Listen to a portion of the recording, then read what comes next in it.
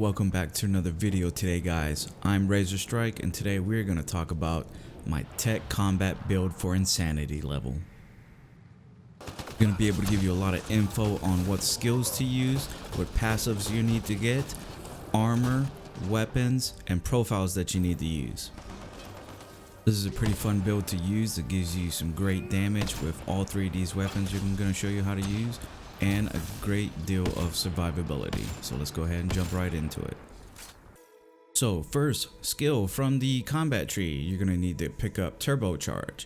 You want to go ahead and get that recharge speed up, damage and force, and supercharge, so you get that boost in rate of fire and extra ammo.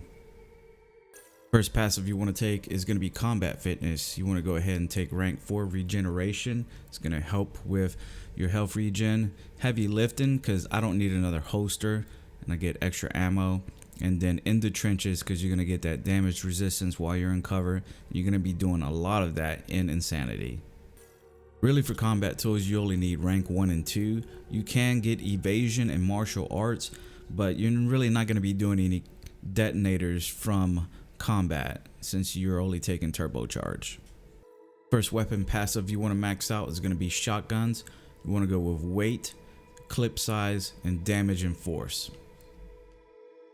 Sniper rifles, you want to pretty much pick up the same thing that you picked up in the shotguns. You can go for killing spree if you're going to go more infiltrator profile and snipe a lot instead of being up close. Assault rifles, I like to go with weight, clip size, and shatter defense. That way it increases damage from all sources from your teammates as long as you keep hitting them with an assault rifle. Now I'll put some points in the lance. You can really put points into anything. I'm only trying to get the passive buffs from barrier. You want to pick up unyielding barrier to give you a boost to your max shields. You want to go with biotic alacrity for the weapon weight capacity. You're really not gonna need biotic shield cost reduction, but there's no point in really taking biotic link.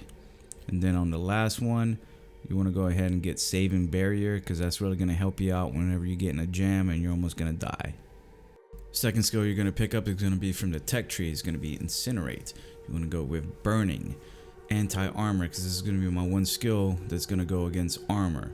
And then double incinerate, so you can sit there and prime more foes so you can get ready to detonate them with overload. Now with overload, it's going to be your third skill you're going to use, and it's going to detonate your primers. You want to go with recharge speed, but you can go with damage. It's going to be my one anti-shield skill, so I go with that. And then you want to go with EMP, because it's going to do additional damage to shields and synthetics. Now the passives you want to take in the tech tree are going to be team support. You want to go with support, team recovery. You can go with tactical revive, but I love lots of regen, shield, health, whatever. And then you want to go with life support, because you have to be kind of close to your teammates if you want to use defense grid. So like I said, I like a lot of regen.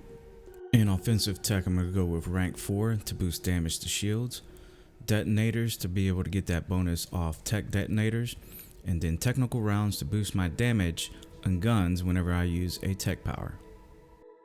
Auxiliary system is going to be the last passive you're going to want to max out. You want to go with rank 4, 100% combo priming rate, enduring tech, and then rank 6 you want to get omni vents, which is going to help recharge all your skills whenever a tech power is activated, and that happens only once every 15 seconds. The profile that I use for this build is going to be the soldier build, and I'll explain why. Most of my damage is going to be coming from my weapons, so I want to get that extra boost to weapon damage and the damage resistance. I don't use the engineering profile because I don't have any tech constructs in this build, so it's pointless. Now you can use the infiltrator profile. It's going to give you those bonuses to headshots and weapon accuracy. If you're going to snipe a lot and hang back, you can always switch it in and out in between battle. With this build though, I'm going to be up close and personal a lot, so I'm always going to use the soldier profile. I'm going to continue to put points in it as I level up to rank up the soldier profile. Now for the weapons, you can really use any melee that you want as long as it has the augmentation slots. You want to go ahead and just add whatever augmentations you want on there. I like to use the Piranha for this build. Lots of damage, and if you put a bioconverter on it, it never runs out of ammo. It just takes a little bit of your health, and you want to boost the damage on it also. Best sniper rifle in the game, the Black Widow. For this rifle, you want to boost the damage as much as possible. You can add any other augmentations whenever crafting it. For the assault rifle, I like to use a sweeper. I also put a bioconverter on it so it never overheats. As far as my armor goes, I like to mix and match between the Ket Fusion sets, the Angaran Ranger, and the Pathfinder stuff. Now you can add health if you're going to use a bioconverter a lot. You can put combat power stuff on there. You can put tech recharge. For the chest, you want to go ahead and put all that damage resistance on it. It's going to help you survive a little bit more. I like to use the Pathfinder Vigilant armor because it already has a lot of damage resistance on it already. And then for the arms and legs, I also like to use pretty much all the Angaran stuff for just tech power, you know, power damage and recharge speed. Two squad mates you always want to have with you are going to be Cora and Liam. Cora is going to be able to boost your shields. Liam's going to be able to do a lot of damage to shields and bring those down. And these guys both do a lot of damage, period. I know that was long, guys, but are you ready for some action?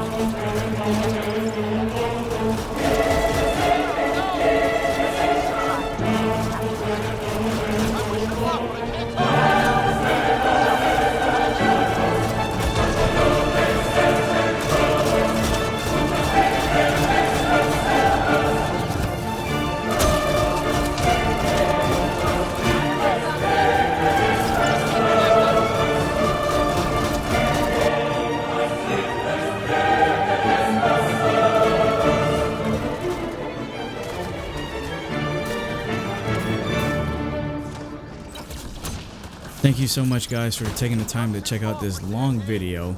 I worked pretty hard on it this whole week, trying to figure out what skills work and what don't. A lot of dying on Insanity. It's no joke. You gotta definitely build up your gear and your weapons and know how to get in cover whenever you're in danger. If you have any questions or comments, please leave those down below. If you have any suggestions for builds and want to see me try them, I can probably work some out into another video. Just leave those down in the comment section. Also, if you like the video, please drop a like for me. If you want to see some more content, please hit that sub button for me, and I'll catch you guys on the flip side.